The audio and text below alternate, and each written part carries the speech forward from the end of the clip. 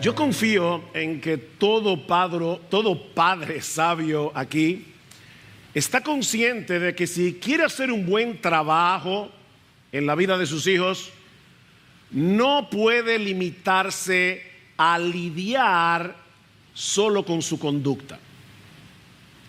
Todo padre sabio está consciente de que debe pastorear el corazón. Pastorear el corazón.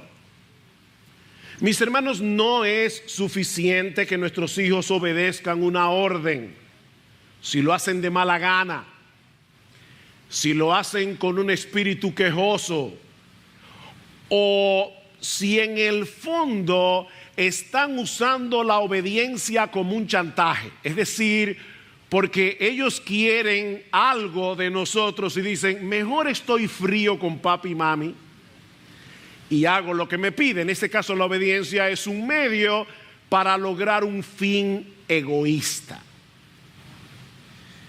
Dame, hijo mío, tu corazón, le dice un padre sabio a su hijo en Proverbios capítulo 23, versículo 26. Y mis hermanos, si eso se relaciona, si eso se aplica a la relación entre padres e hijos, ¿cuánto más a nuestra relación con Dios? Él no quiere de nosotros una fachada de obediencia. Él no quiere de nosotros una fachada de espiritualidad. Él no quiere de nosotros una fachada religiosa. Mis hermanos, Dios quiere nuestro corazón, el tuyo y el mío.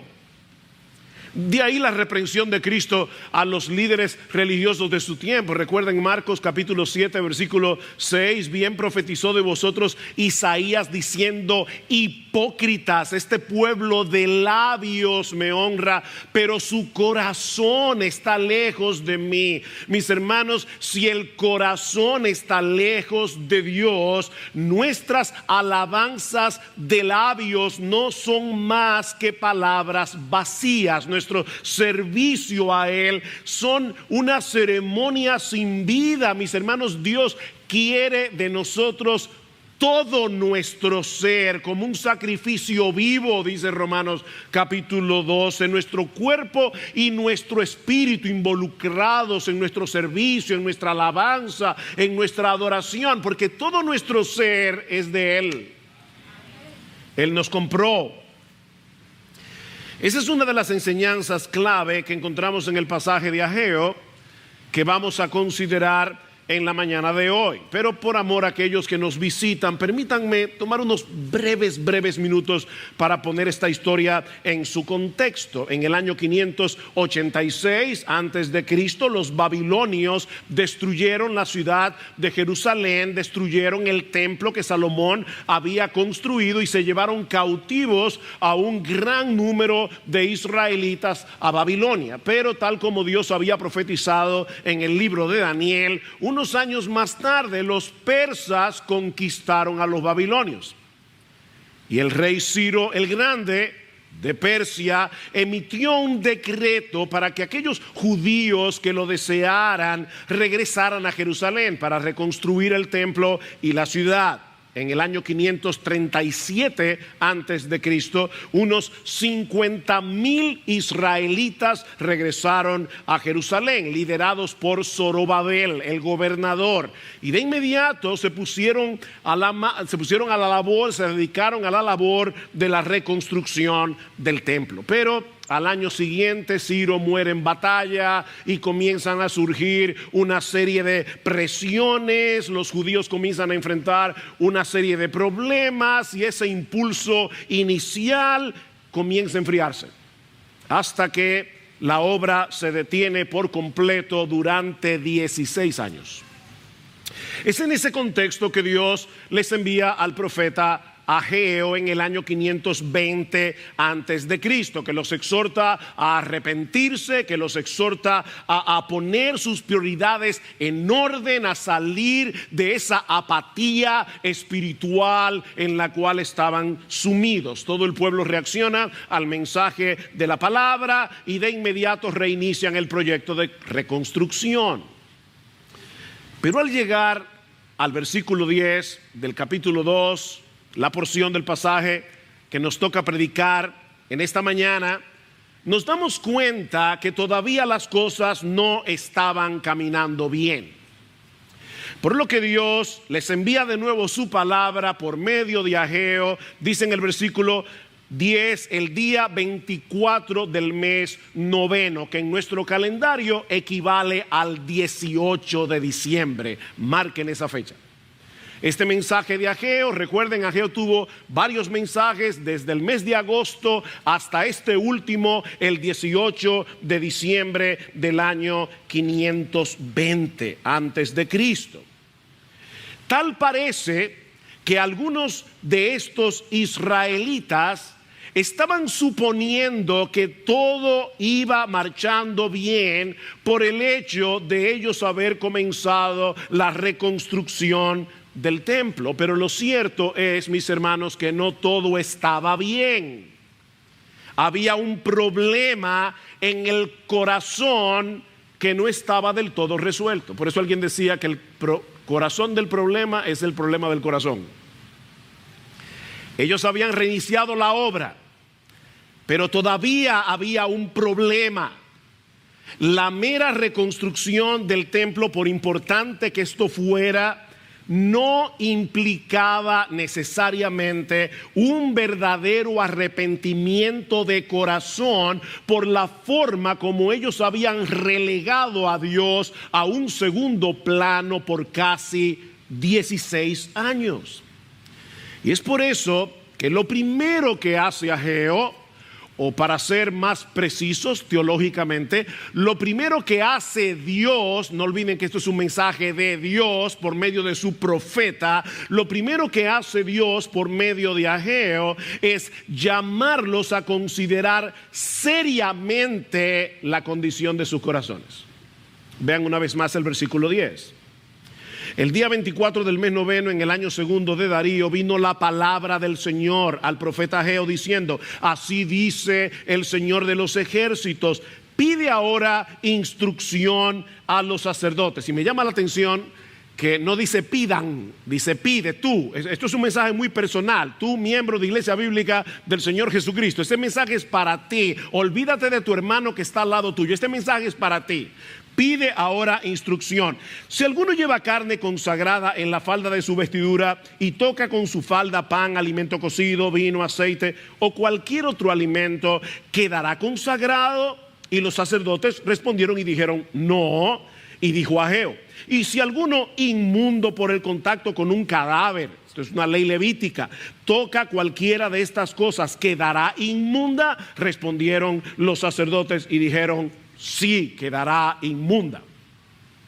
En el Antiguo Testamento, los sacerdotes tenían la responsabilidad de instruir al pueblo sobre los diversos aspectos morales, civiles y ceremoniales de la ley de Dios. Así que Dios le ordena al pueblo que consultaran con los sacerdotes sobre las implicaciones de algunas de las leyes relacionadas con la impureza ceremonial, sobre todo en el libro de Levítico. Y yo sé, mis hermanos, que para nosotros esto es hoy algo extraño. Nosotros no solemos pensar en esas categorías de puro o impuro ceremonialmente hablando. Nosotros vamos a un funeral y si es una persona amada, tocamos el féretro, tocamos el cadáver y eso no nos vuelve impuros ceremonialmente. Pero eso no era así en el Antiguo Testamento.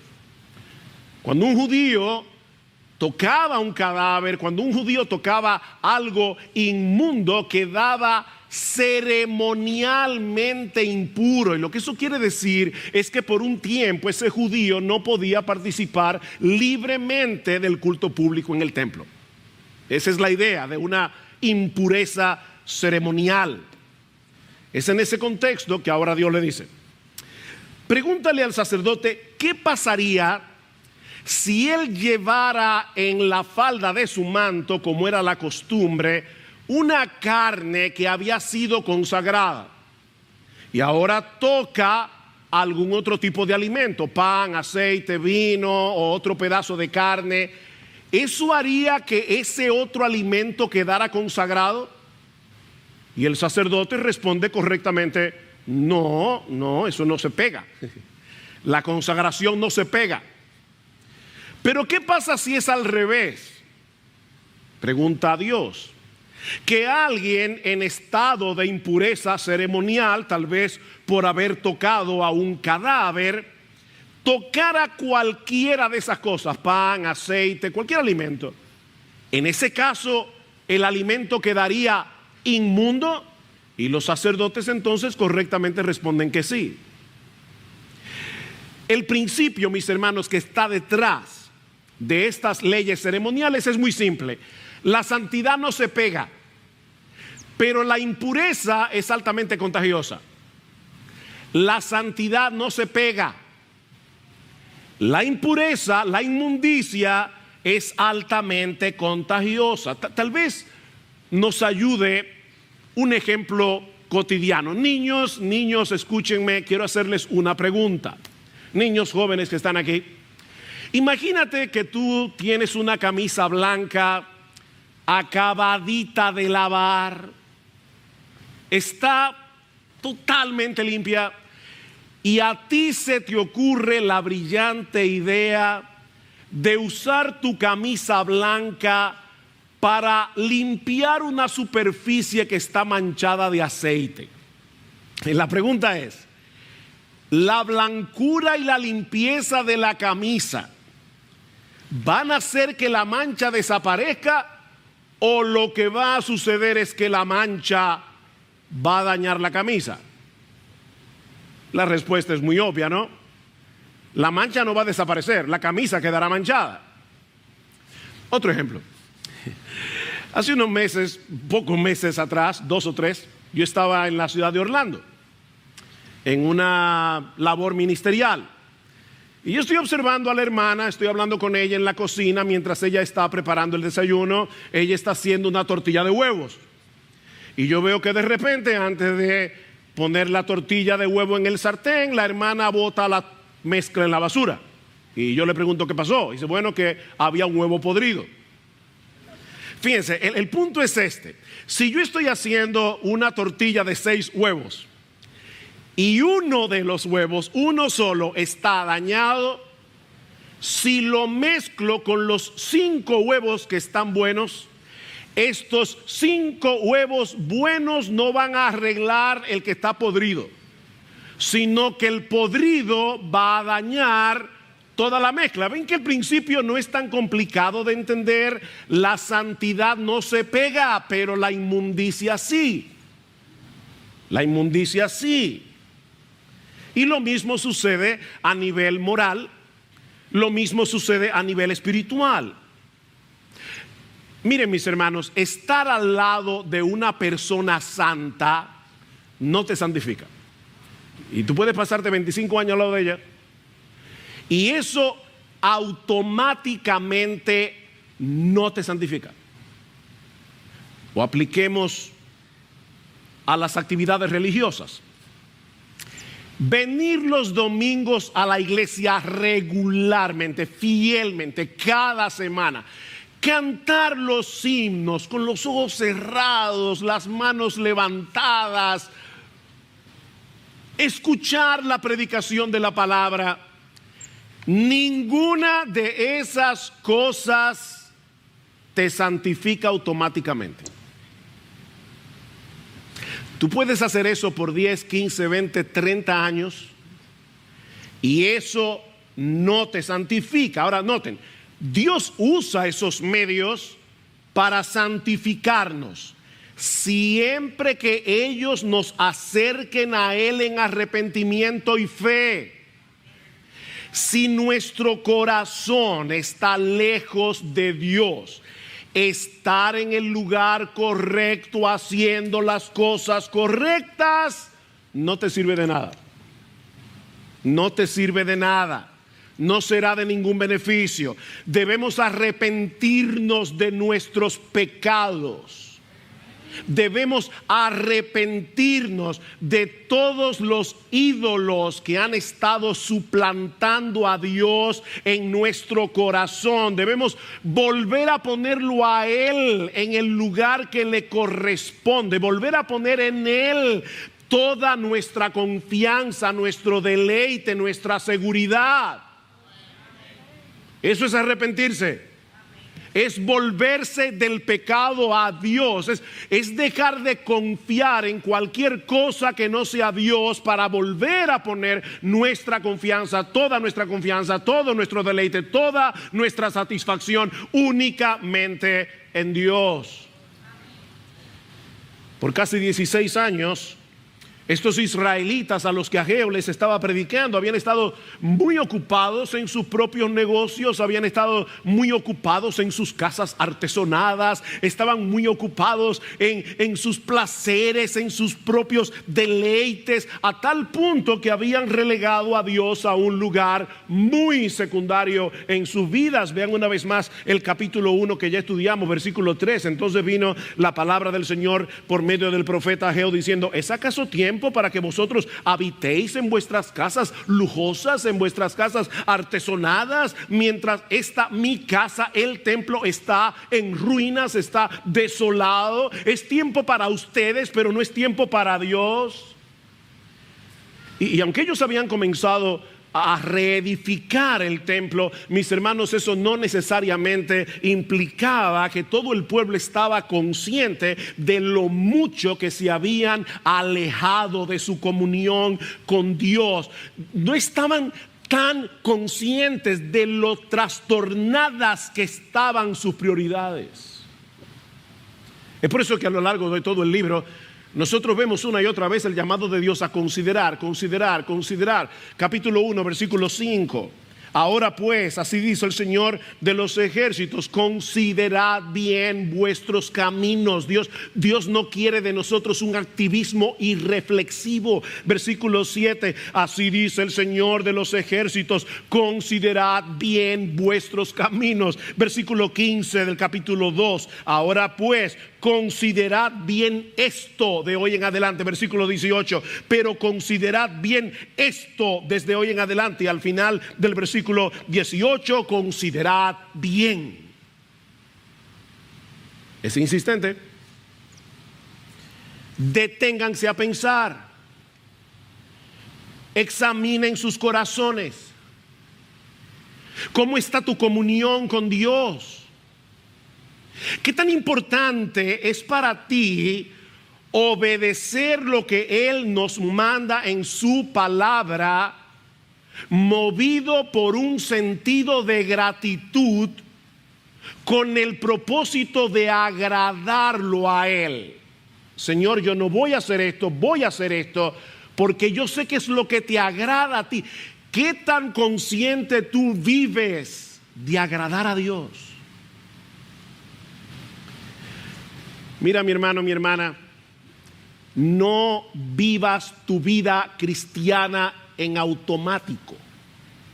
No vivas tu vida cristiana haciendo por inercia lo que se supone que todo creyente debe hacer. Ahora voy a leer mi Biblia, ahora voy a orar, ahora voy a venir a la iglesia, ahora voy a cantar, ahora me voy a involucrar. Nosotros hemos estado hablando de involucrarnos en los diferentes ministerios, y el más importante ahora mismo es cuna, corral, la escuela dominical. Eso es importante, pero no lo hagas por inercia.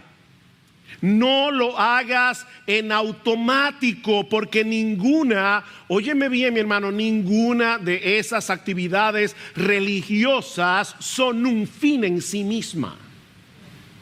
Dios usa todas esas cosas para que nos acerquemos a Él. La mera reconstrucción del templo no servía para nada sin un verdadero arrepentimiento. Más bien, Dios le dice: ustedes están profanando lo que están haciendo porque no hay en vosotros un arrepentimiento de corazón. Vean el versículo 14. Ahora viene la aplicación de Ageo. en su época. Entonces volvió a hablar a Jehú y dijo: así es este pueblo y así es esta nación delante de mí, declara el Señor, y así es toda obra de sus manos, y lo que aquí ofrecen inmundo es. ¿Se dan cuenta del problema? La mera reconstrucción del templo no servía para nada si ellos no resolvían el corazón del problema. Y el corazón del problema es el problema del corazón. El corazón del problema es el problema del corazón. Sin un verdadero arrepentimiento, ellos estaban profanando el templo. Su inmundicia lo contaminaba todo. ¿Qué debían hacer? Arrepentirse. Debían destruir los ídolos que estaban suplantando a Dios en sus corazones para volver a disfrutarlo a Él. Mis hermanos amados, ¿qué era lo que significaba este templo? ¿Era simplemente construir un edificio y ya todo estaba bien? No, recuerden que la reconstrucción del templo era importante porque ese templo representaba la presencia y la gloria de Dios en medio de ellos. Pero ¿saben qué? Para poder disfrutar de esa presencia, tú tienes que tener un corazón arrepentido. Por eso decía Lutero que la vida cristiana consiste en volver una y otra vez al arrepentimiento y a la fe. No es una sola vez que tú te arrepientes, no es una sola vez que tú crees. Constantemente tenemos que volvernos de nuestros pecados a Dios. La vida cristiana es una vida de arrepentimiento. Es por eso que en el templo había un altar. ¿Y para qué era el altar? Para llevar a cabo los sacrificios. ¿Y para qué eran todos esos sacrificios? Bueno, mis hermanos, todo el sistema sacrificial del Antiguo Testamento estaba diseñado para que un pueblo inmundo pudiera acercarse a un Dios 3 veces santo y tener comunión con Él. Ese era el propósito. En nuestra mente occidental, cuando nosotros pensamos en todos esos sacrificios de corderos, toda esa sangre, nos parece algo tan cruel que perdemos de vista la hermosura detrás del sistema.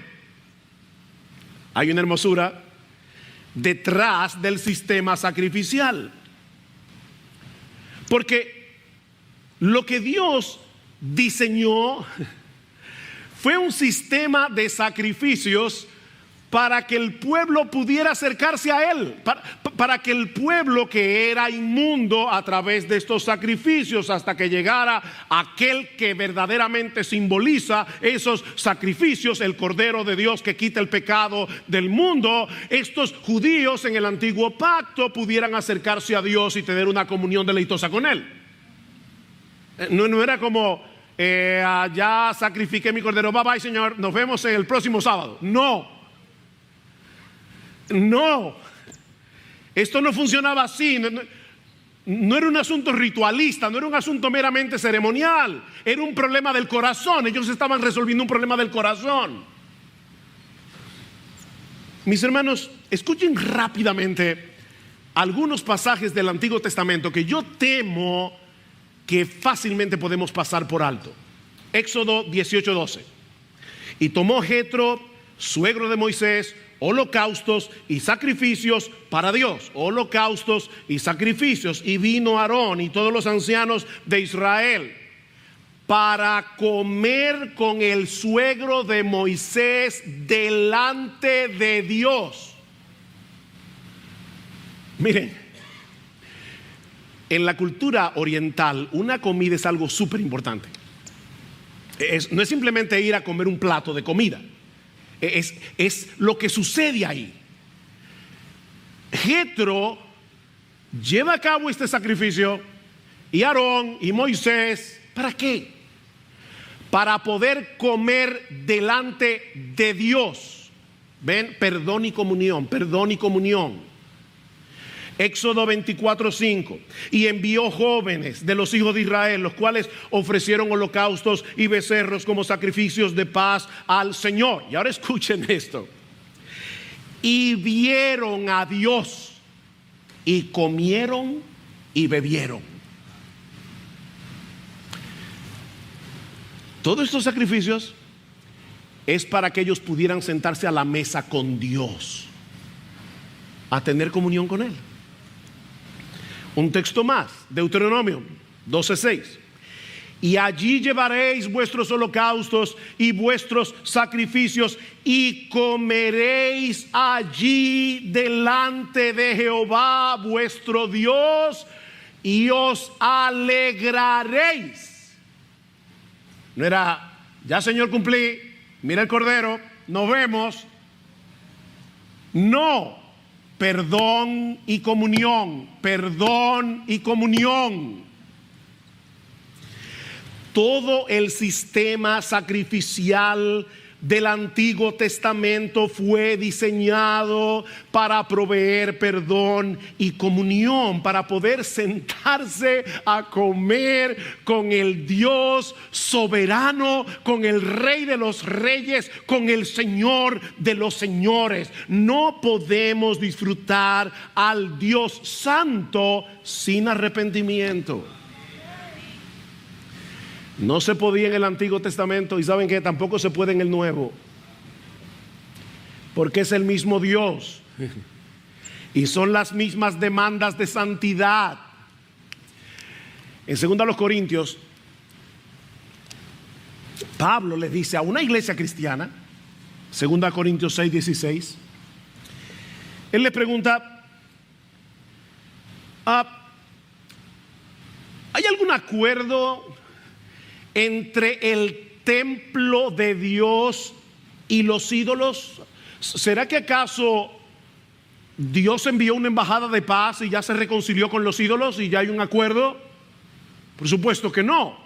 Y ahora escuchen: porque vosotros sois el templo del Dios viviente, como Dios dijo: habitaré y andaré entre ellos y seré su Dios. ¿Tú sabías que Dios está aquí caminando en medio nuestro? Habitaré y andaré entre ellos, y ellos serán mi pueblo. Pero aquí hay una demanda: por lo cual salid de en medio de ellos y apartaos, dice el Señor, y no toquéis lo inmundo, y yo os recibiré y seré para vosotros por padre, y vosotros me seréis hijos e hijas, dice el Señor de los ejércitos. Aquí está la versión nuevo testamentaria del pasaje de Ageo. Es el mismo Dios, las mismas demandas: no toquen lo inmundo. Mis hermanos, voy a hacer una comparación que obviamente no es del todo precisa, porque, como he dicho muchas veces, la cosa ilustrada nunca ilustra perfectamente lo que ilustra. Es una ilustración, valga la redundancia. Tú quieres tener una deleitosa comunión con tu esposa, agrádala. ¿O qué tú pretendes? Que tú la puedes tratar como si fuera cualquier cosa y entonces después tú quieres que ella esté contigo de risita. Ahora fíjate, ella sigue siendo tu esposa por un pacto que tú hiciste con ella. Ella no deja de ser tu esposa por cómo tú te comportes. Yo estoy hablando, si tú quieres disfrutar de una deleitosa comunión con tu esposa, agrádala. Es fácil de entender, ¿verdad? ¿Qué sigue diciendo Pablo? Así que, amados, aquí está su conclusión: puesto que tenemos tales promesas, limpiémonos de toda contaminación de carne y de espíritu, perfeccionando la santidad en el temor de Dios. Lo que Pablo está diciendo es que si Dios ha prometido habitar en medio nuestro, ¿no debería ser eso una razón suficiente para tomar en serio la santidad de nuestro corazón? Para evitar intencionalmente todo aquello que pueda ser ofensivo a Dios, que pueda alejarnos de Él. Tenemos un gran privilegio, dice Pablo. Dios habita en medio nuestro. ¡Wow! Ahora vivamos en consecuencia. Seamos coherentes. Los israelitas de los días de Ageo preferían disfrutar de sus casas lujosas, no de Dios. No, Dios puede esperar, pero no mi casa, no mis placeres, no mis lujos, no mis deleites, no mi entretenimiento. Dios puede esperar, esto no. Y es por eso que ahora, en la segunda parte del mensaje, aquí va mi segundo encabezado, Dios, a través de Ageo, también llama al pueblo a recordar la profunda insatisfacción que ellos cosecharon como consecuencia de haberlo relegado a él a un lugar muy secundario en sus vidas. Recuerden vuestra insatisfacción, versículo 15. Ahora pues considerad bien esto de hoy en adelante, antes que se pusiera piedra sobre piedra en el templo del Señor. Desde aquel tiempo venía alguno a un montón de 20 medidas y había solo 10, eran menos. Venía alguno al lagar para sacar 50 cántaros y resulta que solo había 20. Y ahora Dios les explica por qué. Os herí con viento abrasador, con añublo, con granizo, en toda obra de vuestras manos, pero ninguno de vosotros se volvió a mí, dice el Señor. ¿Ven el punto? No es difícil. Esta parte del mensaje es muy parecida al primero que Ageo predicó en el mes de agosto, 3 meses antes. Noten el versículo 6 del capítulo 1. Sembráis mucho, pero recogéis poco. Coméis, pero no hay suficiente para que os saciéis. Bebéis, pero no hay suficiente para que os embriaguéis. Os vestís, pero nadie se calienta. Y el que recibe salario en bolsa rota. Y luego a partir del versículo 11, Dios le está diciendo: fui yo el que llamó la sequía, fui yo el que hice que la tierra no produjera fruto, yo fui que lo hice. Nosotros solemos hablar de las leyes naturales y fácilmente podemos olvidar que somos nosotros que le llamamos leyes naturales. La Biblia le llama la providencia de Dios. Es Dios el que maneja todas las cosas.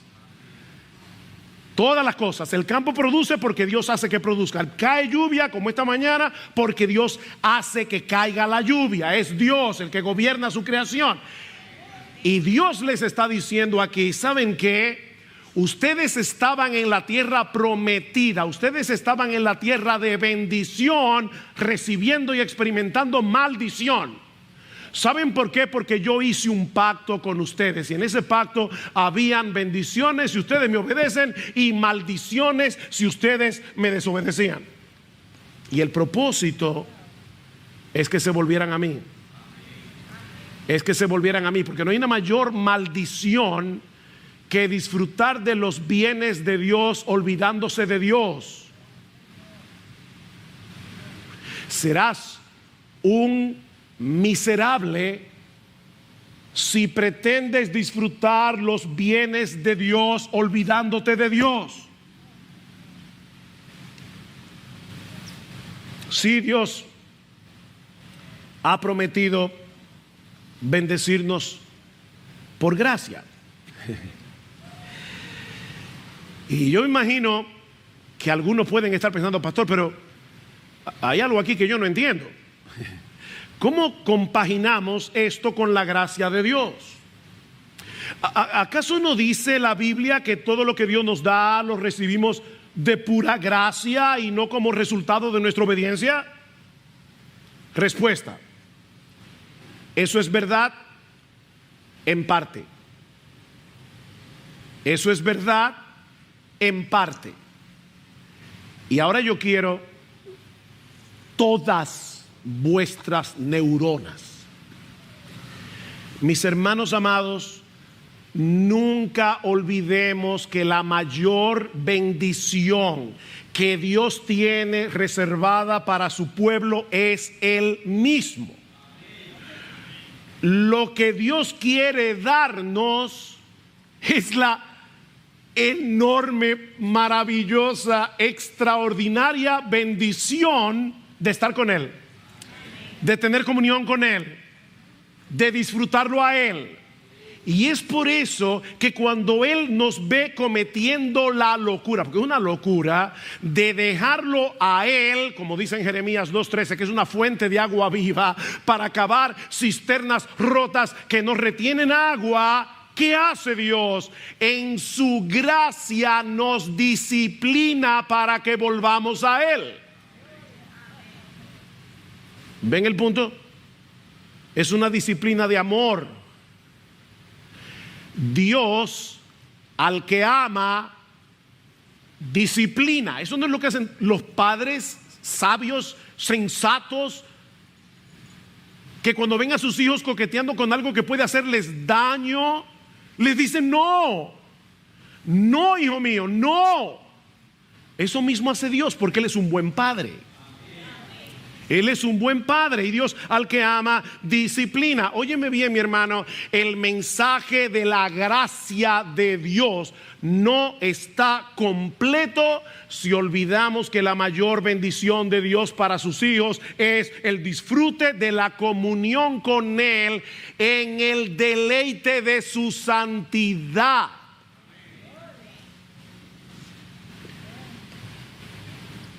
El diablo nos ha vendido la idea de que la ley de Dios es una camisa de fuerza. Es como si Dios fuera un matagozo cósmico, un ser aburrido que está allí en el cielo, procurando de todo corazón que nosotros disfrutemos de su aburrimiento. Así que cada vez que Él nos ve disfrutando demasiado de algo, dice: no, prohibido, prohibido, prohibido. No, ese no es el Dios de la Biblia, ese es el Dios que el diablo quiere poner en tu corazón.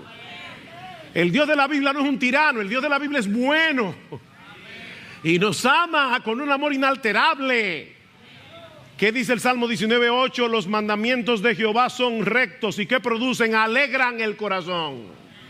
Alegran el corazón. ¿Qué le dice Cristo a sus discípulos en Juan capítulo 15 versículo 10? Si guardareis mis mandamientos, permaneceréis en mi amor, así como yo he guardado los mandamientos de mi Padre y permanezco en su amor. Y ahora escuchen, estas cosas os he hablado para que mi gozo esté en vosotros y vuestro gozo sea completo. Obedezcan y van a recibir esa bendición. Mira, tomar en serio los mandamientos de Dios, tomar en serio la santidad, no es contrario a la gracia. Pensar eso es una desgracia. Lo que es contrario a la gracia es tratar de obedecer a Dios para ganarnos su favor. Eso es contrario a la gracia. En vez de hacerlo movidos por la gratitud de haber sido ya favorecidos por gracia.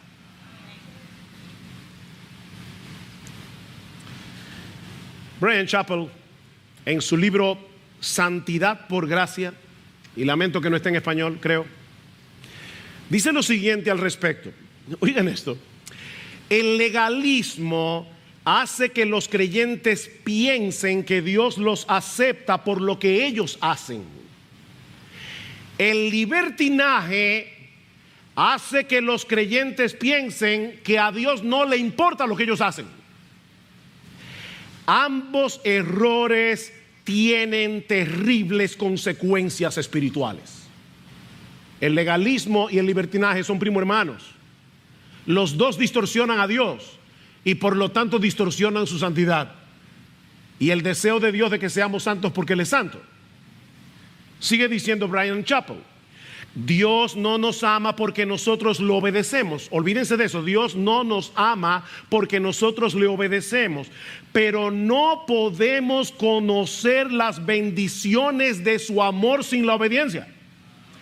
las bendiciones de su amor, el deleite de su amor. Así que, dice Chappell, un enfoque en una gracia que subestima las demandas de obediencias del mismo Cristo niega el conocimiento de Cristo y su intimidad con Él. Eso no es gracia. ¿Qué dice Pablo en Romanos capítulo 6? Ustedes han muerto al pecado. No sigan obedeciendo al pecado. No sigan presentando vuestros cuerpos, vuestros miembros de vuestros cuerpos para servir a la iniquidad. ¿Saben por qué? Porque ya no estáis bajo la ley, sino bajo la gracia. Espérate. El pecado, dice Pablo, ya no se enseñoreará de vosotros. ¿Saben por qué? Porque ustedes no están bajo la ley, están bajo la gracia. Y yo creo que ese es uno de los textos más mal interpretados en el día de hoy. ¿Qué significa eso? El pecado ya no puede enseñorearse porque ustedes cambiaron de dueño. Cuando ustedes estaban bajo la ley, como seres humanos comunes y corrientes, antes de ser regenerados por Dios, antes de disfrutar de la nueva vida que ahora tenemos en Cristo, ustedes tenían la obligación de cumplir la ley porque Dios es Dios, pero no podían hacerlo. Ustedes tenían que obedecer, pero no podían obedecer porque eran esclavos del pecado. Pero ahora nosotros estamos en un nuevo régimen. Es el régimen de la gracia. Y en ese régimen, ahora Dios nos da los recursos que necesitamos para obedecer. Entonces, por eso el pecado ya no puede enseñorearse, el pecado ya no puede seguir controlándolos a su antojo, porque ya no están bajo el régimen de la ley, están bajo el régimen de la gracia. Y ese régimen trae consigo la capacidad de obedecer a Dios deleitosamente, no perfectamente, pero sí sinceramente. Aleluya, gloria a Dios. Es por eso que Ageo concluye su mensaje de parte de Dios con un llamado a descansar con esperanza en la bendición que acompaña la obediencia de corazón. Versículo 18.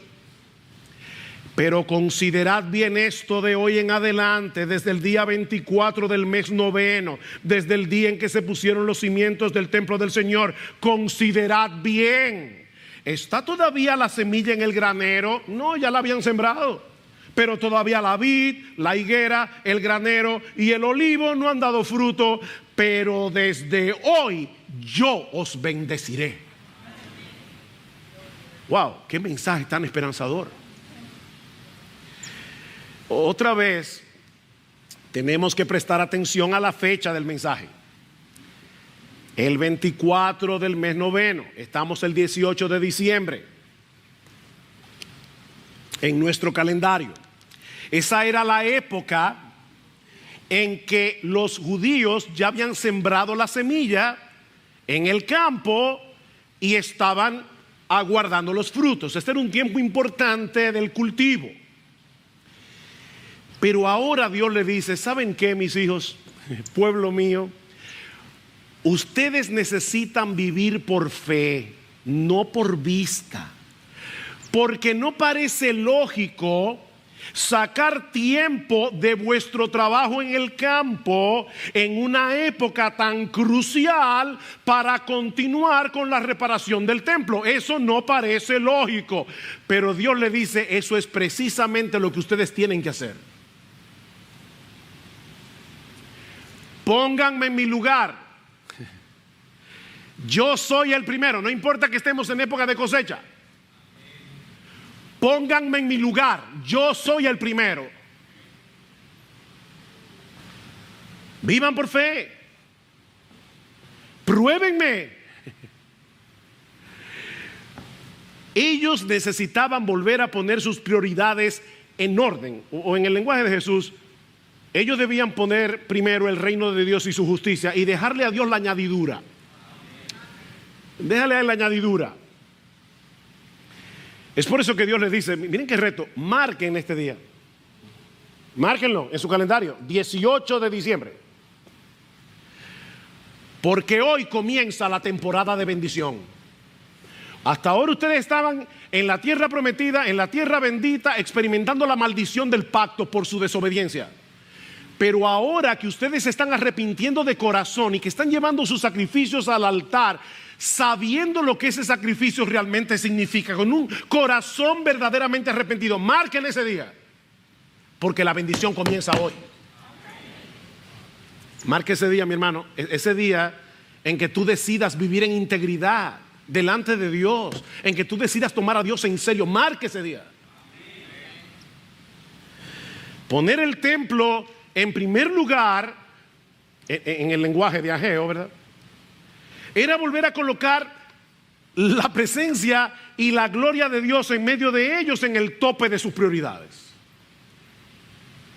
Era volver a disfrutar la comunión con Él al restaurar el altar, los sacrificios, para poder acercarse a Él en arrepentimiento y fe. Y el resultado sería la bendición de Dios, la bendición material por causa del pacto. Dios les dice: ustedes van a ver la cosecha que ustedes van a tener este año.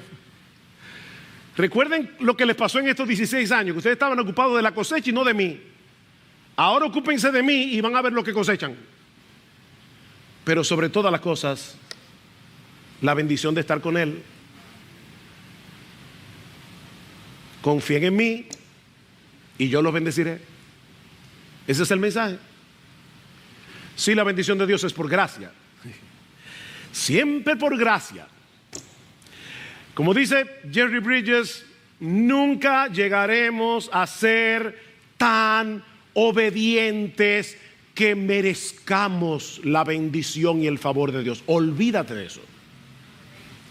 Ningún día bueno es lo suficientemente bueno como para que tú te ganes el favor de Dios. Olvídate de eso, que eso es legalismo.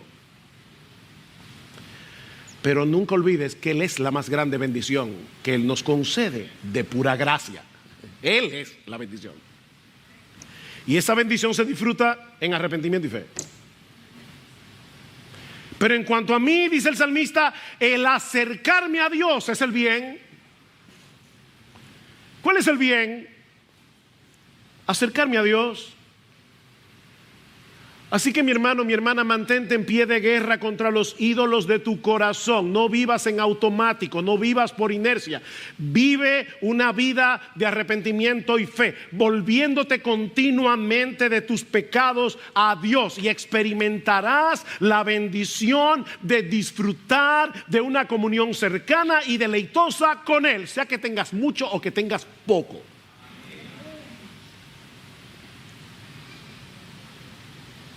Dios no te salvó de pura gracia para que ahora tengas licencia para pecar. Dios no te salvó de pura gracia para que tengas en poco sus mandamientos.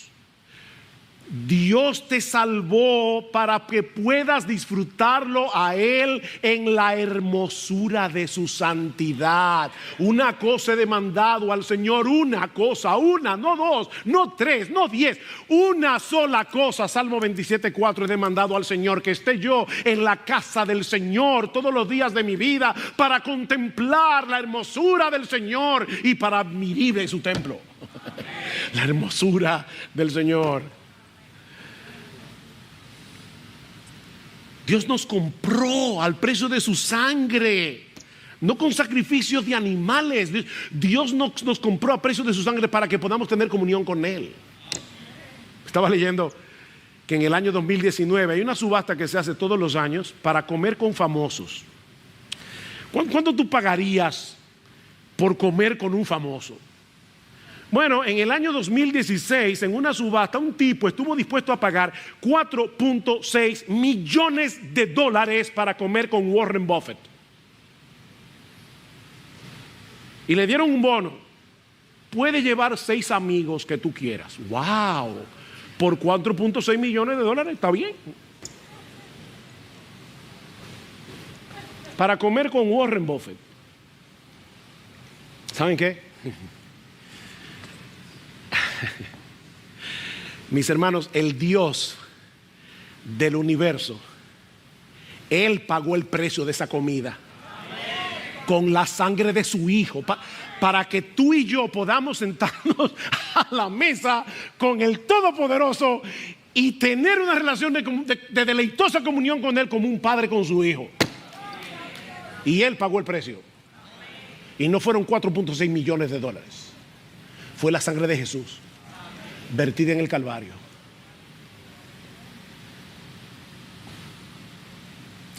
Hay un pasaje en el libro de Zacarías que sucede a la par con el ministerio de Ageo. Y eso es importante. Si ustedes van a Zacarías capítulo 1, verán que dice que Zacarías comenzó su ministerio en el 8º mes del año 520. El segundo año de Darío, el mismo año que Ageo está predicando. En el calendario nuestro, Zacarías comienza su ministerio a final de octubre, principio de noviembre. Y Ageo predicó este mensaje ¿cuándo? El 18 de diciembre. ¿Marcaron la fecha? Así que esto que Zacarías vio probablemente fue en el medio del segundo mensaje de Ageo y al tercero, predicando al mismo pueblo. Al mismo pueblo. El profeta tiene una visión. Él ve al sumo sacerdote Josué, el que vino con Zorobabel, vestido de ropas inmundas, y la idea es manchadas de estiércol. No olviden que en el mes séptimo se había llevado el día de la expiación, el día de Yom Kippur, y esto estaba muy fresco en su mente. Los sacerdotes tenían que estar muy bien lavados y sus ropas muy bien lavadas para poder ofrecer este sacrificio. Así que Zacarías ve en visión lo peor, lo más inmundo, lo más asqueroso que puede pasar con un sacerdote. Sus ropas estaban salpicadas de estiércol. Pero entonces el ángel del Señor ordenó a los que estaban delante de Josué que le quitaran sus vestiduras contaminadas, y le dice a Josué: mira que he quitado de ti tu iniquidad y te vestiré de ropas de gala. Y ahora viene la parte más gloriosa de este pasaje, versículos 8 y 9, Zacarías 3. Pues he aquí, yo voy a traer a mi siervo el renuevo y quitaré la iniquidad de esta tierra en un solo día. ¿Ustedes se imaginan a Zacarías escuchando esto? Durante siglos el pueblo de Israel había estado presentando sacrificios de animales en el día de la expiación, porque nunca podían purificarse de una vez por todas de todos sus pecados. Ellos estaban muy conscientes de su contaminación, ellos estaban muy conscientes de su necesidad de purificación. Y ahora Dios le dice a Zacarías: mira, va a llegar un día en el que ya no se van a necesitar más sacrificios, porque yo voy a borrar por completo toda la iniquidad de la tierra en un solo día. ¿Cómo podía hacer esto? Eso es lo que vamos a recordar en la cena del Señor. Mi siervo el renuevo vendrá.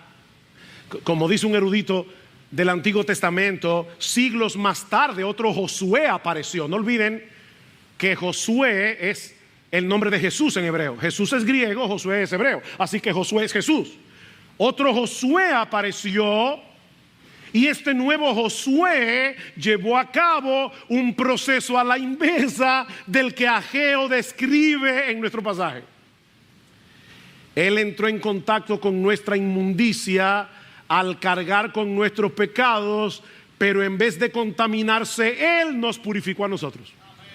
¿Ven? El punto a la inversa. Ahora recuerden, Ageo predica este mensaje el 18 de diciembre, Zacarías probablemente un mes antes. Aquí hay un proceso al revés. El que no conoció pecado, por nosotros a él Dios lo hizo pecado, para que nosotros fuésemos hechos justicia de Dios en él. O como dice en Hebreos capítulo 10 versículo 14, con una sola ofrenda él hizo perfecto para siempre a los santificados, a ti y a mí. Para siempre, un solo sacrificio. Por eso es que debemos insistir en el hecho de que la misa es una de las más grandes blasfemias que el hombre se ha inventado, porque ahí se sacrifica a Cristo cada día. Cuando parten ese pan que supuestamente es la carne de Jesús, están sacrificando a Jesús. Eso es una blasfemia. Con una sola ofrenda Cristo hizo perfecto para siempre a los santificados. No necesitamos más sacrificios. Pero ¿para qué lo hizo Dios?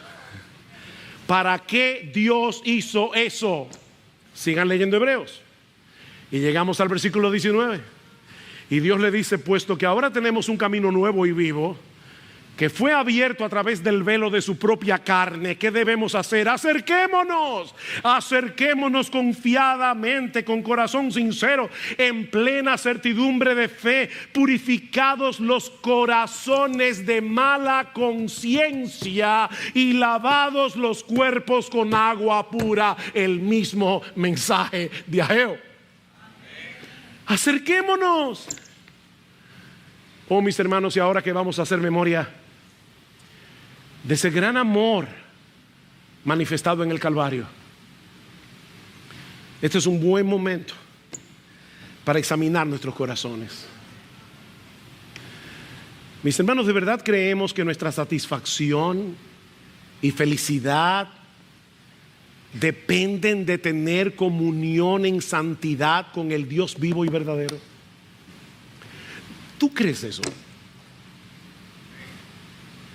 Yo tengo que preguntarme, yo creo eso realmente. Que los mandamientos de Jehová son rectos y que alegran el corazón. Que el verdadero gozo se encuentra en una deleitosa y obediente comunión con Dios. ¿Cuáles son los ídolos que se están interponiendo entre Dios y tú? ¿Es el placer? ¿Es la fama? ¿Es el dinero? ¿Es el entretenimiento? ¿Es tu estilo de vida?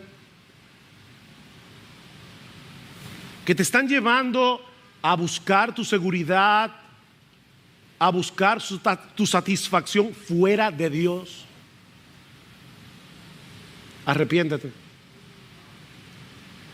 Oh, mis hermanos, pidamos en oración que en dependencia de su espíritu hoy marquen este día 5 de junio. Este puede ser tu 18 de diciembre. Marque este día